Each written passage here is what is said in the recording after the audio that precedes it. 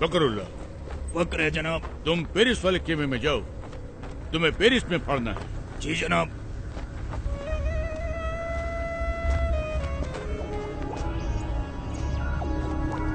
फकरुल्लाह। फकर है जनाब।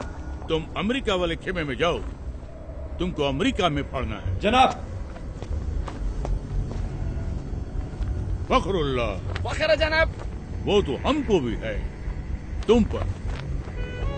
तुम हमारे साथ आओ, तुमको हिंदुस्तान में फाड़ना है। मुझे हिंदुस्तान में शहीद नहीं होना जनाब।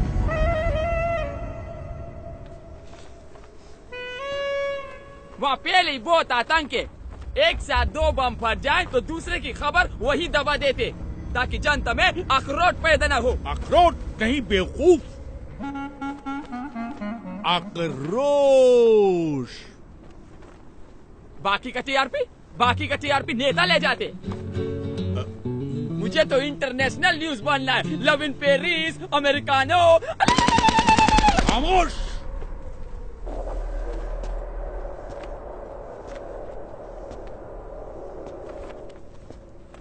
बदअक्ल, बदशक्ल, बेवकूफ, नामाकूल, गुस्ताख। इसके लिए तुझे अंग्रेजी सीखनी चाहिए थी, काफिर की औलाद।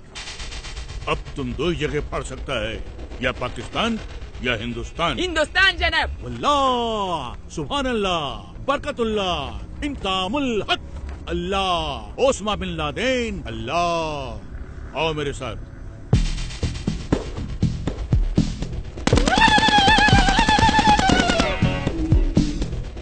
और एक बात ध्यान रखना, किसी भी मुल्क में जाकर फाड़ने के लिए सबसे पहले तुम्हें उस मुल्क के आम आवाम का एक हिस्सा बनना पड़ेगा,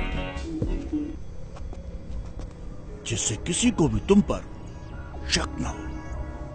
इसलिए सबसे पहले मैं तुम्हें एक सच्चे हिंदुस्तानी जैसा बनाऊंगा, और सच्चे हिंदुस्तानी जैसा बनने के लिए तुम्हें हिंदुस्तान की तवारीख यानी कि हिस्ट्री और वहां की रवायत जाननी होगी, और वो तुम्हें मैं न नहीं बताऊंगा, ये बताएगा।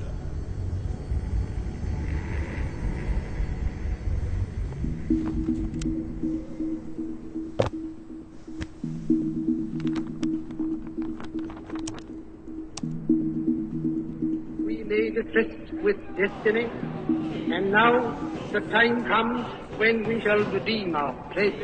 Among those Indians who are now abroad, I expect that Indians living in Axis countries or in कोई बड़ी बात नहीं है बिस्मिल साहब। बड़ी बात तो ये है कि जिस्म से टपका हुआ एक बूंद खून आने वाली नस्ल के सारे खून में उबाला ला सकता है या नहीं। तेरी फिजा में हम बन के हवा का झोंका, किस्मत वालों को मिलता है।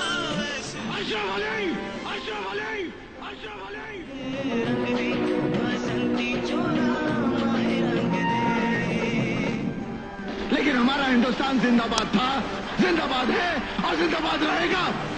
हिंदुस्तान जिंदाबाद। देखा जाए बर्बादियों का समा, ईश्वर या अल्लाह ये पुकार सुन ले, ईश्वर या अल्लाह हे दाता।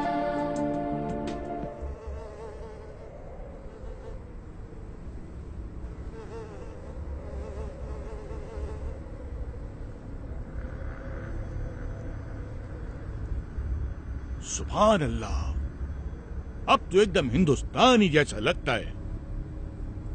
कैसा महसूस होता है? एकदम इंसान जैसा।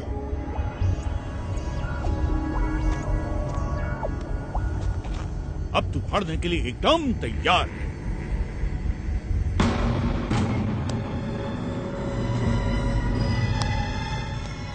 जाओ, अब फाड़ दो इसको।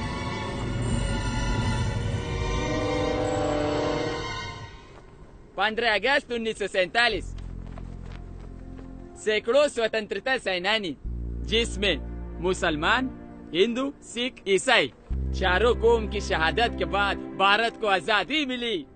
एक ही तिरंगे के नीचे खड़ा होकर हम सब ने मिलकर भारत का संविधान बनाया, जिसमें जितना अधिकार एक हिंदू को दिया, उतना ही अधिकार एक मुसलमान को, और उतना ही एक सिख और उतना ही एक ईसाई को दिया। एक ऐसा देश जो हर मजहब को जानता हो, पहचानता हो, अपना मानता हो।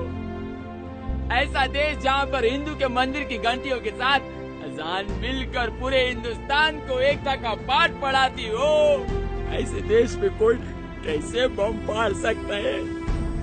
एक ऐसा देश जहाँ पर हिंदू और मुसलमान दोनों फांसी के तख्ते पर चढ़ गए हो, झूल गए हो।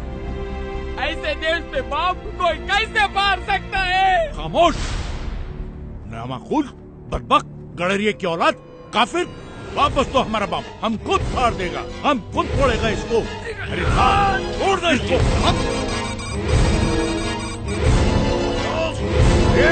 छोड़ सकते हो नहीं।